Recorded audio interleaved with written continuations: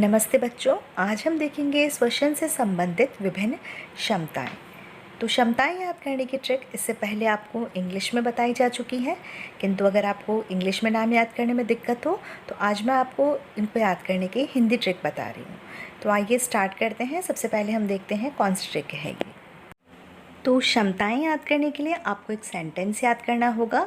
फैसला जैसे ही निरस्त हुआ, कृष अब उदास हो गया।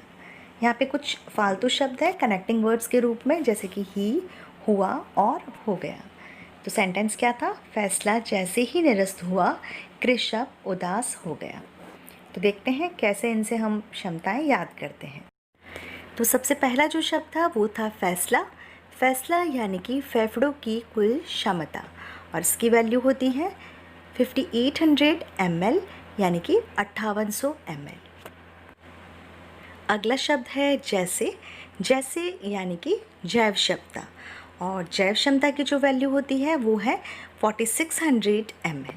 तो जैसे से क्या हुआ? जैव क्षमता। अगला शब्द था हमारे पास में निरस्त। ही पर हमें ध्यान नहीं देना था, तो निरस्त से होता है निःश्वसन क्षमता, और निःश्वसन क्षमता इसकी वैल्यू होती है 3500 ml यानी कि लगभग 3500 मिलीलीटर। तो अगला शब्द निरस्त, और निरस्त का मतलब है निःश्वसन क्षमता। अगला शब्द है हुआ, जिस पर हमें ध्यान नहीं देना है। उसके बाद आता है कृष अप, और इससे हमारा बनता है क्रियाशील अवशिष्ट क्षमता। तो कृष अप से याद रखना आपको क्रियाशील अवशिष्ट क्षमता। इसकी वैल्यू होती है 2300 ml यानी कि 2300 मिलीलीटर। अगला शब्द था उदास, और उदास से बनता है हमारा उच्च श्वसन क्षमता, जिसकी वैल्यू होती है लगभग 1500 ml। तो इस तरह से एक सेंटेंस हमने देखा। फैसला जैसे ही निरस्त हुआ, कृष्ण अब उदास हो गया। एक और ध्यान देने वाली बात यह है कि यहाँ पर हमने क्षमताओं को घटते क्रम में रखा है। तो आइए एक एक करके हम देखते हैं श्वसन से संबंधित विभिन्न क्षमताएं। सबसे पहले हम बात करते हैं आईसी यानी कि इंस्पिरेटरी कैपेसिटी यानी कि निःश्वसन क्षमता। तो निःश्वसन क्षमता क्या होती है? तो वायु की वह अधिकतम मात्रा जो हम एक निःश्वसन के दौरान अपने फेफड़ों में भर सकते हैं, ग्रहण कर सकते हैं, उसे हम क्या कहेंगे? निःश्वसन क्षमता। तो एक निःश्वसन में कितनी वायु हम ग्रहण कर सकते हैं? तो अगर हम सामान्य सांस ले रहे हैं तो हम ज्वारीय आयतन के बराबर वायु जो है वो अपने फेफड़ों में भर पाएंगे, और अगर हम बलपूर्वक श्वसन करें तो IRV यानी कि इंस्पिरेटरी रिजर्व वॉल्यूम यानी कि निःश्वसन आरक्षित आयतन के जितनी हम अतिरिक्त वायु को अपने फेफड़ों में भर सकते हैं। तो इस तरह से कुल कितनी वायु हम अपने फेफड़ों में भर सकते हैं? तो इसका मतलब होता है हम TV प्लस IRV के बराबर जो वायु है वो एक समय में अपने फेफड़ों के अंदर भर सकते हैं, यानी कि ज्वारीय आयतन और निःश्वसन आरक्षित आयतन के बराबर वायु हम एक बार में अपने फेफड़ों में भर सकते हैं। तो इन्हीं दोनों के योग को हम किस नाम से जानते हैं? इसे हम कहते हैं IC इंस्पिरेटरी कैपेसिटी या निःश्वसन क्षमता। तो बच्चों, निःश्वसन क्षमता से हमारा तात्पर्य यह है कि एक निःश्वसन के अंदर हम कितनी वायु को अपने फेफड़ों में भर पाते हैं। वायु का वही आयतन क्या कहलाता है? IC इंस्पिरेटरी कैपेसिटी या निःश्वसन क्षमता। और इसकी जो वैल्यू हमें प्राप्त होती है वो ज्वारीय आयतन यानी कि TV और इंस्पिरेटरी रिजर्व वॉल्यूम यानी कि निःश्वसन आरक्षित आयतन, इन दोनों के योग के बराबर प्राप्त होती है, और इसकी जो वैल्यू है वो होती है लगभग 3500 ml। तो इस तरह से एक बार में फेफड़ों में हम जितनी वायु भर सकते हैं उसे हम कहते हैं IC, और एक्चुअल में ये TV और IRV इन दोनों के योग के बराबर हमें प्राप्त होती है।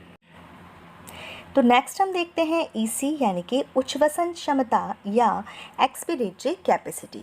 तो एक्सपिरेटरी कैपेसिटी क्या होती है? तो वायु की वह अधिकतम मात्रा जो एक बार में हम उच्छ्वसित कर सकें, यानी फेफड़ों से हम बाहर निकाल सकें, उसे हम कहते हैं EC यानी कि उच्छ्वसित क्षमता।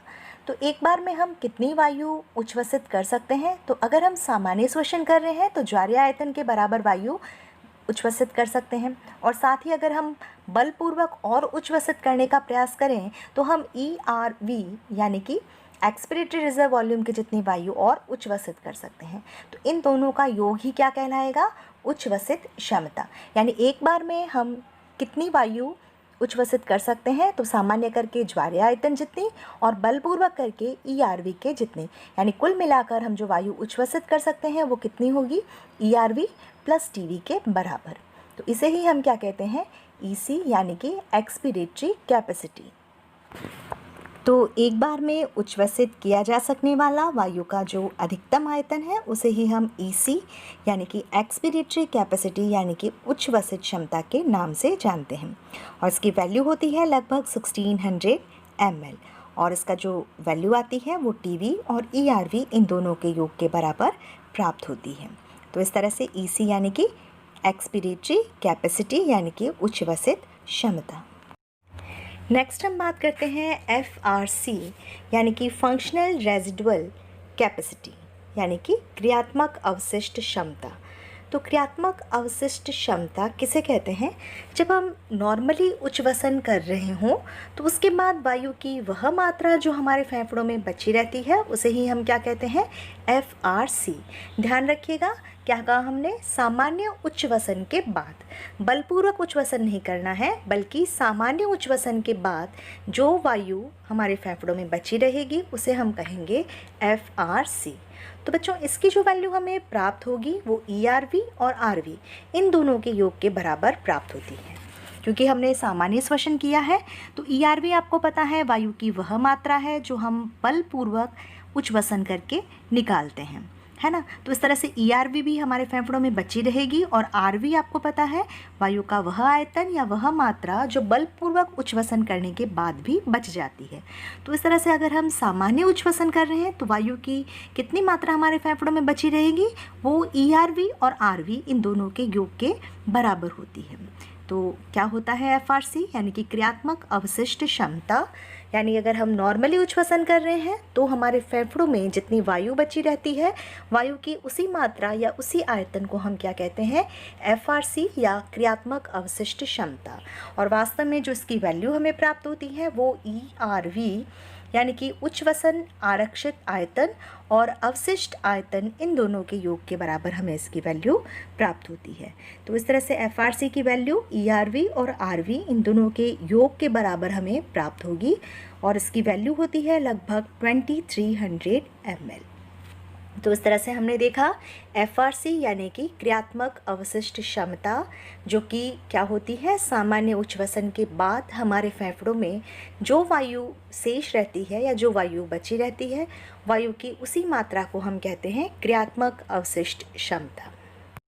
तो इस तरह से FRC यानी कि फंक्शनल रेजिडुअल कैपेसिटी यानी कि क्रियात्मक अवशिष्ट क्षमता, जो वास्तव में अवशिष्ट आयतन और उच्छ्वसित आरक्षित आयतन दोनों के योग के बराबर हमें प्राप्त होती है। नेक्स्ट हम बात करते हैं VC यानी कि वाइटल कैपेसिटी यानी कि जैव क्षमता। तो बच्चों जैव क्षमता क्या होती है? जैव क्षमता से हमारा मतलब है कि अधिकतम निःश्वसन करके फेफड़ों में वायु भरने के बाद वायु की वह अधिकतम मात्रा जो उच्छ्वसित की जा सके उसे ही हम जैव क्षमता कहते हैं।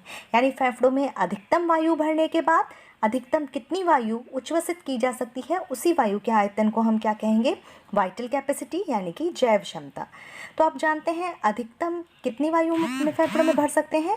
अधिकतम जो हम भर सकते हैं वो ज्वारीय आयतन और IRV यानी कि निःश्वसन आरक्षित आयतन के बराबर वायु जो है हम अपने फेफड़ों में भर सकते हैं, जिसे हम एक दूसरे नाम से भी जानते हैं। IRV प्लस TV को हम IC यानी कि निःश्वसन क्षमता भी कहते हैं। तो फेफड़ों के अंदर अधिकतम जो भरी जा सकने वाली वायु है वो क्या होती है, निःश्वसन क्षमता। तो निःश्वसन क्षमता के बराबर वायु निःश्वसित करने के बाद वायु की अधिकतम मात्रा जो उच्छ्वसित की जा सके उसे ही हम किस नाम से जानते हैं, उसे हम कहते हैं वाइटल कैपेसिटी।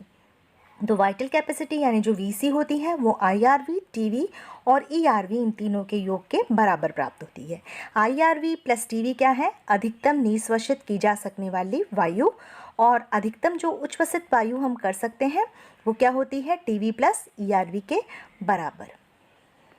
तो इस तरह से हमने देखा वाइटल कैपेसिटी यानी कि जैव क्षमता से हमारा क्या मतलब है, यानी अधिकतम जितनी वायु हम फेफड़ों में भर सकते हैं उतनी वायु निःश्वसित करने के बाद वायु की वह अधिकतम मात्रा जो उच्छ्वसित की जा सके, उसी वायु के आयतन को हम किस नाम से जानते हैं? उसे हम कहते हैं वाइटल कैपेसिटी, यानी कि जैव क्षमता। और जैव क्षमता की जो वैल्यू हमें प्राप्त होती है वो IRV यानी कि निःश्वसन आरक्षित आयतन, TV यानी कि ज्वार्य आयतन और ERV यानी कि उच्च श्वसन आरक्षित आयतन, इन तीनों के योग के बराबर हमें प्राप्त होती है। तो इस तरह से हमने देखा VC यानी कि वाइटल कैपेसिटी यानी कि जैव क्षमता। और जैव क्षमता क्या थी? यानी फेफड़ों में हम अधिकतम कितनी वायु निःश्वसित कर सकते हैं उतनी ग्रहण करने के बाद वायु की वह अधिकतम मात्रा जो उच्छ्वसित की जा सके उसे ही हम वाइटल कैपेसिटी कहते हैं। नेक्स्ट है TLC यानी कि टोटल लंग्स कैपेसिटी यानी कि फेफड़ों की कुल क्षमता। तो फेफड़ों की कुल क्षमता किसे कहते हैं? तो अधिकतम प्रयास के बाद हम फेफड़ों में जितनी वायु भर सकते हैं, वायु की उसी अधिकतम मात्रा को TLC कहा जाता है। यानी अधिकतम प्रयास करने के बाद फेफड़ों में जितनी मैक्सिमम वायु भरी जा सकती है उसी वायु को हम TLC के नाम से जानते हैं। और TLC की वैल्यू हमें किस तरह से प्राप्त होती है? तो वाइटल कैपेसिटी यानी कि जैव क्षमता के अंदर अगर हम रेजिडुअल वॉल्यूम यानी कि अवशिष्ट आयतन को जोड़ दें तो हमें TLC की वैल्यू प्राप्त होती है। यानी कि TLC किस किस का योग होता है? वाइटल कैपेसिटी का और रेजिडुअल वॉल्यूम का। यानी जैव क्षमता में अगर हम अवशिष्ट आयतन को जोड़ देते हैं तो हमें TLC प्राप्त होता है और इसकी वैल्यू होती है लगभग 5800 ml। तो TLC यानी कि फेफड़ों की कुल क्षमता जो कि होती है 5800 ml।